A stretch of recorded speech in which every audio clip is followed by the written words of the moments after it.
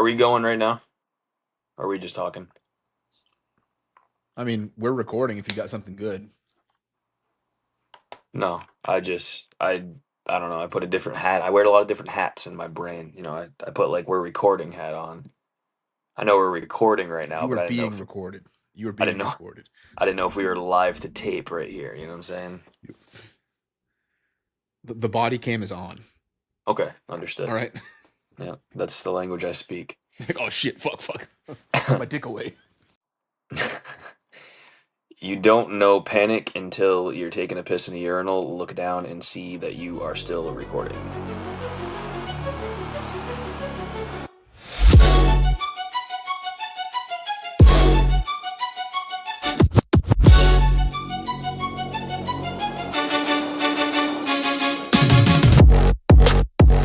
Paige Van Zant's husband is fighting the gentleman getting his debut, I believe, that Jack Congdon fought in the Contender Series, Jean-Paul Labosniani. Oh So, shit! Down on the card. yeah, kind of I early. hope Jean Paul Labosniani gets his shit fucking rocked. Fuck that Yeah, guy. yeah. Fuck that guy. But Yeah, fuck oh, that guy. Fuck there he that guy. is. Sorry, boys, my bad. Nah, you're good, player. We were just You're talking good, about man. what is it? Jean Paul Labosnier's fighting next weekend. We hope he fucking loses. Yeah, Paige Van Zant's husband's fighting the guy Jack fought on the Contender Series, so that's cool. Paige Van Zant's husband's in the UFC still? Austin Vanderford, right? Yeah, I don't know how, Yeah, but he is. that's He has crazy. that big eye tattoo on his jugular. Yeah, that's right. But without further ado, we're here. We finally all got on at the same time, which is great. It's more a me problem than it's an anybody else problem, but I digress. We are here with Drake at High School Zone, Bridgewater State University Zone, Cage Titans, Plymouth Memorial Hall Zone, Andrew the Gladiator Valdina. So we're Oh, very honored.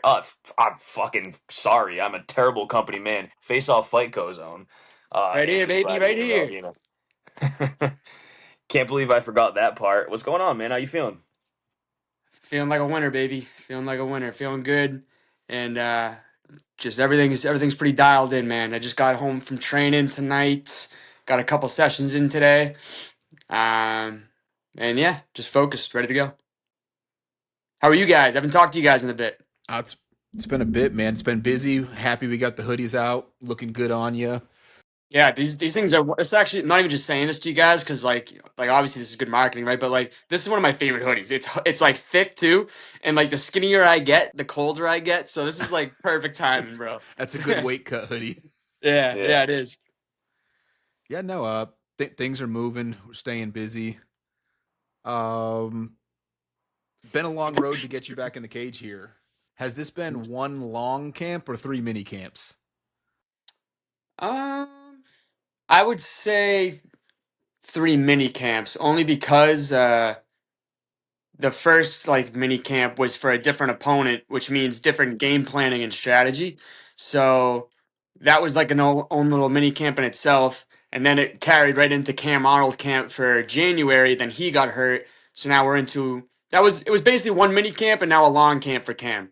Um, but I think it's only made like a lot of things better, man. Like obviously it's so frustrating to have these setbacks and stuff like that, but at the same time it's allowed me to like acclimate my weight so much better for this new weight class I'm trying to get down to. So I've just had so much more time to prepare. That's good. I'm looking forward to seeing you in there. Um, Cam Arnold at 130 main event, Cage Titans Revolution. You guys have some common opponents, right? It's easy to do MMA match, especially in the regional scene. Everybody's kind of an Eskimo cousin. Does that factor into your confidence here, knowing that his only loss came to, was it Will Smith, that you cut up pretty good? I mean, yeah, obviously, like I wouldn't sit here and say it doesn't give me confidence, but at the same time, like even if we didn't have any of the same opponents, stylistically, I just look at him as somebody that I can beat. It's so um, MMA math doesn't always add up the way everyone thinks either. Uh, obviously it's great. I like the way it worked out for us, but I never really put too much weight into to looking at past opponents and stuff like that. Anybody, any day for sure. Um, You gotta be honest. I mean, like, almost thank you, Cage Titans, for pushing this back because this is a super fucking cool venue to be headlining, dude. The Yeah. first ever. Um, like that works really well for us. The other card was still good, and now you get to be like in MGM, somewhat of a larger crowd, somewhat of a home away from home because obviously your fans come out in absolute like tour buses. It feels like when you start stepping out to the cage in the hall there, but you know, do you does anything change with the different venue because all of your fights have been at Plymouth Memorial Hall, and I know you're a competitor, you're a martial artist at heart, you've wrestled both high school and collegiately, so like you're not a stranger to one-on-one competition. But does anything change with this being your first fight not in Plymouth?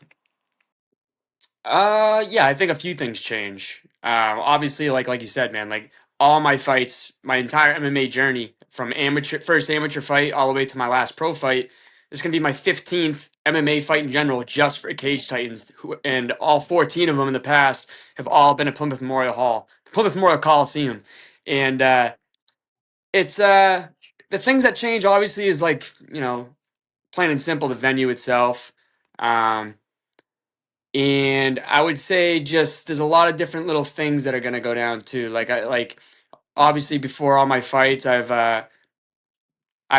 been able to just like stay at home the night before and then drive to the venue the day after, the day of the fight. But my coach Pete Luciani, I think he was talking about maybe getting an Airbnb somewhere really close to the venue for Friday and Saturday. So this might be one of the first times I'm even like going into like a different house, before the fight and like after weigh-ins and stuff. And but I feel like it's like a healthy change too, because like obviously I love fighting in Plymouth, man. Like there's no place like that.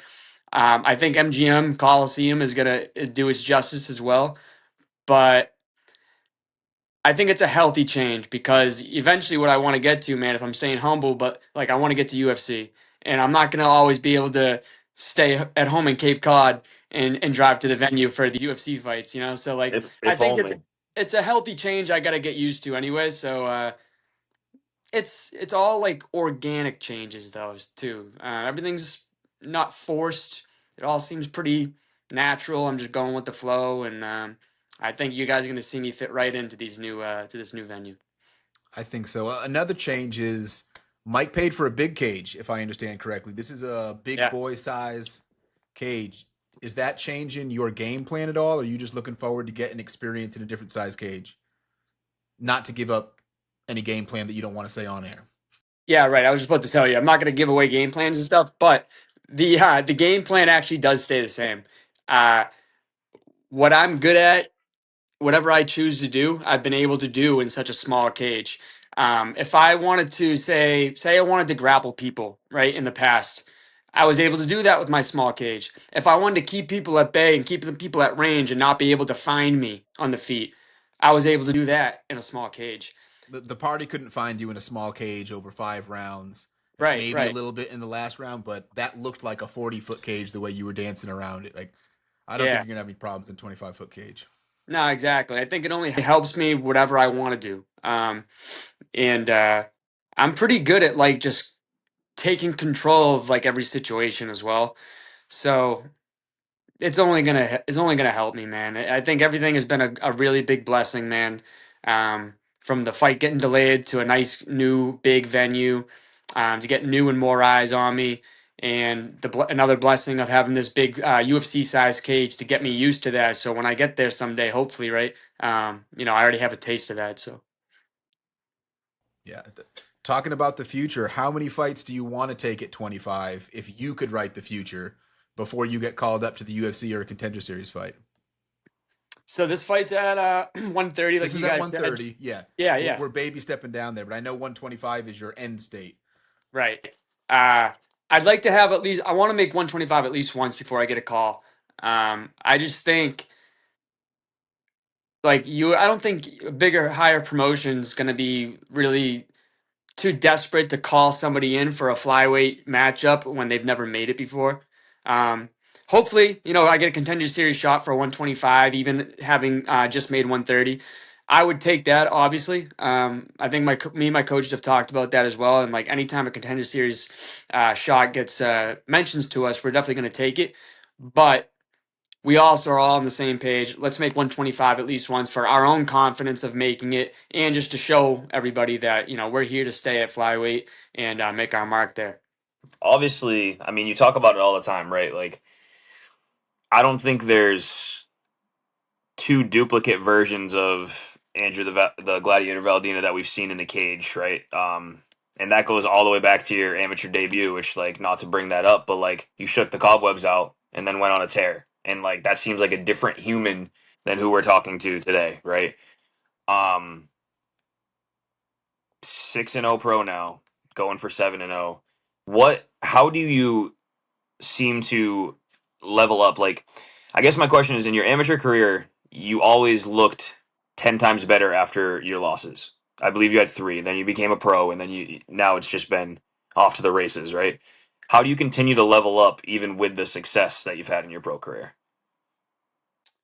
Yeah, man. Real quick, 7-0, going for 8-0. But had to throw Huh. it in there. Had to throw it in there. I was checking my But Tap, notes. I was like, I don't know. I think it's 7. oh, Tapology fooled me here.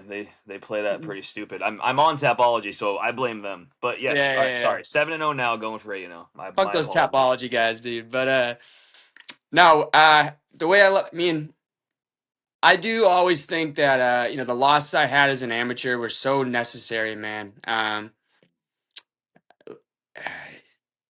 It's like true growth, like I think a lot of it was also like evolving myself as a person through the amateur career.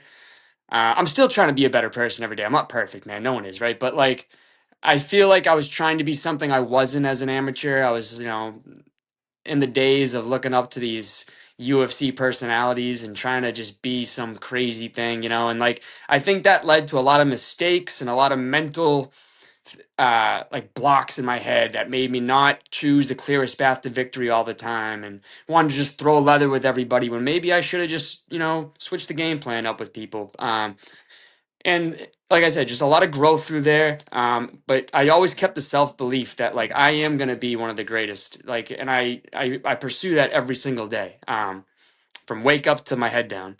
So now as a pro man, I'm also with like new coaches and stuff. Pete Luciani is one of the greatest minds in MMA, and I'll go to my grave saying that. The way he breaks stuff down is so fascinating and different and so effective all at the same time. Yeah, man, he's a freak and he's a friggin' lunatic. But he's just helped me so much tenfold, man. From strategizing, from figuring out the most professional way to train. Um, so I think I just been really treating my pro career the most professional way I can, and that goes from the way I train, like I said, to, in all these different sessions. Um, not being stupid in the training room and sparring all these different days of the week like I was as an amateur, and really putting in the solid work that the skill builds at the right times. Um, and then like you were mentioning, Pete, like the way he like game plans and breaks the game down, and like he really figures out the clearest path to victory with every opponent I've had. Obviously, from pro debut to now, it's been a slow progression in in competition of who I've fought, which I've wanted my entire career to be like that. I think that's how it should be until I retire. So I just been leveling up with the trajectory that we're going here. Every increase in competition and increases my competitiveness um, and my dedication. I feel like like as much as I feel like I sacrifice every single fight for different ways. I feel like it's like I saw this video, man. It's an upward spiral the entire way. Like it's not like once you get past a couple, hard points in your career, it's going to be easy. You still have to go up and face those same hard points again and again and again. And I just keep sacrificing more and more. And I know there's a big payoff, like you've seen, and everybody's going to see. So I just think between like the new coaching strategies and game planning and the ways I train and the confidence going up and seeing how attainable my goals are becoming. it's just it's been great, man. It's been a great journey. It's kind of a long-winded answer for what you asked, but that's kind of what I'm saying. I mean, we're having you on to talk to us, so that's you're Yeah. doing exactly what we want here. It's funny you say that you spoke to the mental and your mental growth as well. Not necessarily like maturity, but even probably some being maturity, right? I think that if you fought Joe Penafiel earlier on in your career, he would have maybe been able to like get you to play his games a little more than he did when you were younger. Maybe speaking more to your amateur career, because as a professional, you've carried yourself in a very professional light. But there was a little like fire in the press conferences and stuff that we'd see from Andy early on, right? Like, I mean, I haven't missed. This will probably be the first fight I miss of yours in person in your entire career, which sucks, but I coach high school wrestling and the state championship is that day. So, Let's go, baby. um, Bring it home. that's right. So, I think earlier on in your career, he would have been able to poke holes in your mental and it got you out of your game a little bit. And you, I mean, maybe aside from a takedown or two, like you pitched a shutout against him. Like he was so frustrated in there. And it's funny because if you know, like for those of us that know you, we know like we see that growth and it's definitely fucking awesome to see. Nah, I appreciate it, bro. But no, you're definitely right. If I fought him as an amateur, bro, I probably would have gotten into this dog fight like he wanted, and it would have been maybe it would have been a crazier fight. But We're yeah, not. no, That's not we what we're fight here for. smart. The fight was still plenty enjoyable, and it was Yeah, more yeah, enjoyable when your friend's beating someone's ass. You know. yeah, Speaking yeah. on that fight, did you break his arm? That's so funny you asked that. I just watched the video today of a video that Tyson posted a long time ago. So crazy he said that, but it's wild. But no, I didn't break it. I thought I did, and Joe It at a looked like party that shit was thought I fucking did. broken. Yeah, you heard a big snap, and like the whole fight, man. I see him here. Like he's actually hands down a little bit, right? He fights a little hands down, doing a lot of theatrics and stuff. But every single time I kicked, he would be Dutch blocking, right? Dutch block, Dutch block, Dutch block, and his arms right after the Dutch block would still stay up for like 2 seconds at least. Every single time I kicked, leading up to that point, that kick I threw when it heard that crack, he Dutch blocked and it immediately went down. And it just looked limp to me. Like primal instinct took in. I just noticed it. And I started pointing at it. And I wanted to know, I see your weakness right now. I see you're hurt, motherfucker. I see that shit. And then he saw me pointing and he's realizing and his arm's fucked up. So he's like looking at it. For a second, he's like looking at the ref, like telling him, like, hey, hey, my arm, my arm. He's pointing at his own arm. It's almost like if I didn't go after him right there and I let him talk to the ref, maybe that would have been a finish. But Yeah, they might have called it right. It was but wild. I was whatever. fucking screaming at the TV. I was like, "What the? His fucking arm's broken." And then Yeah, he came yeah, off the stool acting like his arm was okay. I was like, "Shit, maybe he dug deep, got it out." But you yeah, were kicking the shit out of that boy. It was a yeah. beautiful game plan. I loved the way you fought that fight. Thank you. You looked a lot older in the game than you are. Like to speak to your maturity and like how seriously you take that. Like that was not a young, aggressive. That was like super fucking calm, cool, and calculated. Refusing to play his game and just sticking to where you know you're going to win this fight. Yes, It's sir. fucking Yeah, dope. Against the guy who's made a career out of making other people play his game. Yep. yeah, yeah. I saw somebody in the comments. He's one of the most entertaining fighters, but I made him fight passive. So, it was cool. That's one of the coolest moments I've had in my life, man. So, I'm glad you guys were entertained too, because I enjoyed it. Yeah, it wasn't a snooze fest to me, but I don't know. We like boring fights according to some people, but that one wasn't close to boring. Not at all. Cam Arnold written down. He's 7-1. Will Smith finished. No, Will Smith. Did Will Smith finish him? It was a decision, It was but a decision. at the very last strike that Will threw, though, like one of them, he fucking kicked him right in the liver, and he started hunching down. He was almost getting finished, but the clock ran out. Yeah, I mean he's been what is it 5-0 since that loss against a different caliber of opponent than you've been fighting lately, is what I'll say to keep it a buck. Yeah, 100%. You know, like a lot of the guys that you fought very, very early in your career, he's fighting a little bit later in his career. If we're talking about like Rob Fuller and Seth Basler, stuff like that. Yeah, But yeah. But you know what? anybody Like, can win. He definitely hits hard. Like he's put people away. Yeah, and like you said, anybody can win, but he can't win against me. I'll say that right now. But I fucking love uh, that. yeah, he can't. But like with respect, man, he is a good fighter. I know like when you look at the caliber of opponents he's fought and stuff, it's not really stacking up to who I've been fighting lately.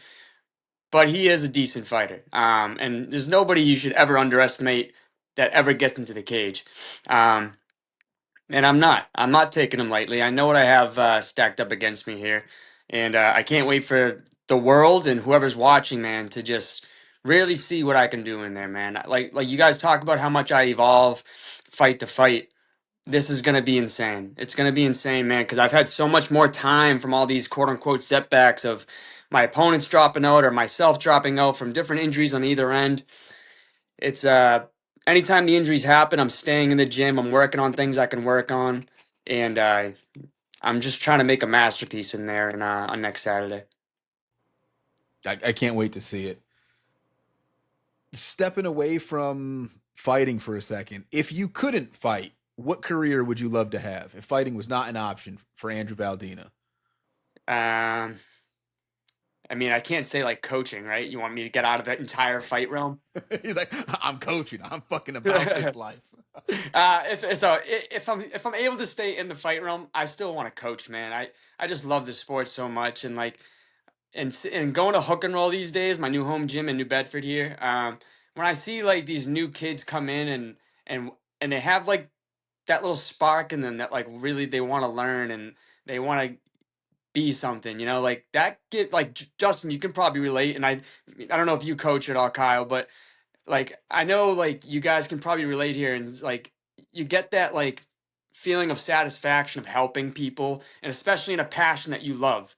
So like I would love to coach, and I do want to coach eventually when the fight career is over. Um, but if we're taking ourselves out of the fight realm in general, I'd love to be like a top chef, Like All I'm right. not a Okay. Yeah. I'm not a good cook, but like obviously like I would put my mind to it and I'd become one. So I would love to be a good like top chef somewhere.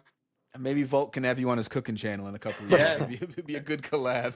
that'd be dope. Um, just to comment quick on what you're talking about with like coaching, dude. For like the last 5 years, I said it was my last year coaching wrestling, and then like every one of those 5 years, a new freshman walks in, and I'm like, I can make that kid a fucking stud, and he wants it, so I want it for him. So now I can't quit, and it like locks me Yeah. up until he graduates, and it's so annoying. Um, It's a love are hate. you? I know, I know. Are you familiar with the fight card? Basically in its entirety, my question for you was, what fight on the card should the people pay attention to most, other than obviously the main event, Cameron Arnold versus Andrew Valdina? So my teammate Jay Curley, he's on the card and he's fighting. I think this is literally, man, like his third, fourth, or fifth fight in a row fighting for a title. It's crazy because he fought for the title originally, came up short against Ozzy, who's a killer. He's also on the card. But then Ozzy went pro, so he fought for the vacant title, won it, and then he went to go defend, and he came up short in his last fight here. But now that kid went pro, so now he's fighting for it again against a stud who's I've heard is a stud. I think he's like an undefeated amateur. Trains at a couple good gyms around the region. But Jay Curley's a beast, and I think he's the type that like had like he was a amazing wrestler, right? If you guys aren't familiar with him, I think he was a New England placer, Yeah, and Mansfield, he was real good. yeah, and he wrestled for Roger Williams. Mm. So another great school. So I think he's the type that like it puts a fire under his ass, man. When he take an L, like that wrestler mindset of like I'm back in the gym on Monday type of thing. So Yeah. he's I've seen him in the gym with a fire in him, man. He's ready to go, and I can't wait to see him get the job done. And any Jay Curley fight has always been a barn burner, so everybody should be circling that one on the card. Okay. Noted. All right. So Dan and Neve versus Jaden Yep. Curley for the amateur welterweight title fight. That's a good one. All right, Andy, man, you're training hard. We don't want to keep you too late. I'm sure your rest is important. Last couple of questions, I guess, and then we'll get you out of here. What I hate asking this question, but I do want to know. Nope, not gonna ask it. Why is Face Off Fight Co. important to you, and why are we the best sponsor ever?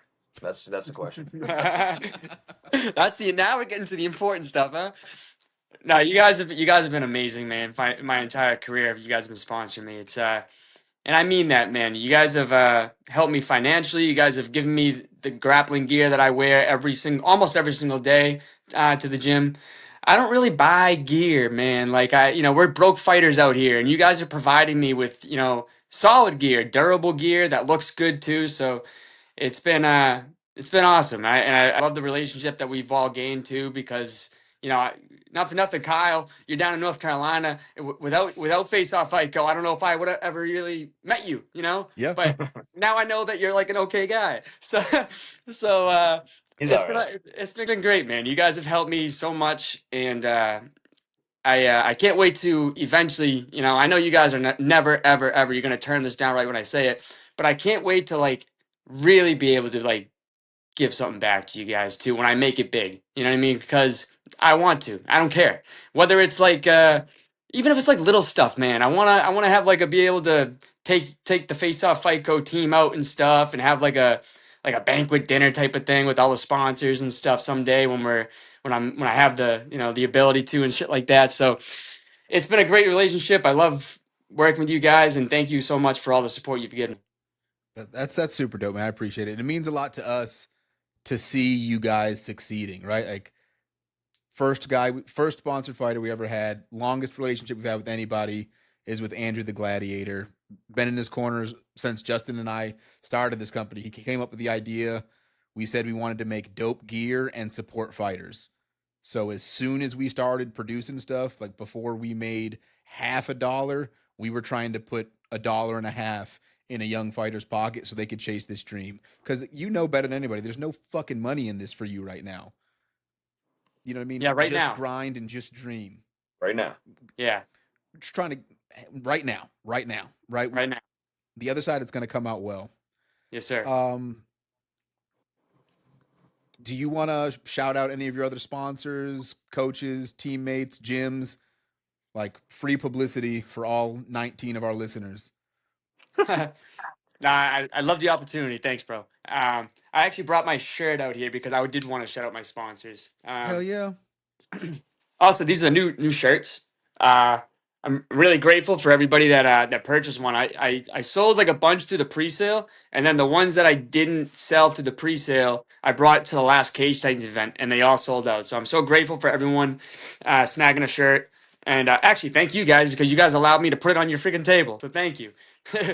um, so for I don't even think I sponsors, told Kyle that. uh, Kyle, do you know that he was selling them on our table? I would have don't get said mad at me yes. now. No, I okayed it. I'm part owner. It's fine. Yeah. He would never say no to that anyway. But yeah, he was selling some of these shirts like on our table. His dad had asked me, and I said absolutely. good.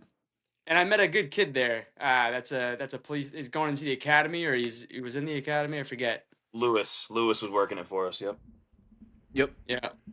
But yeah, shout out to all these amazing sponsors, man.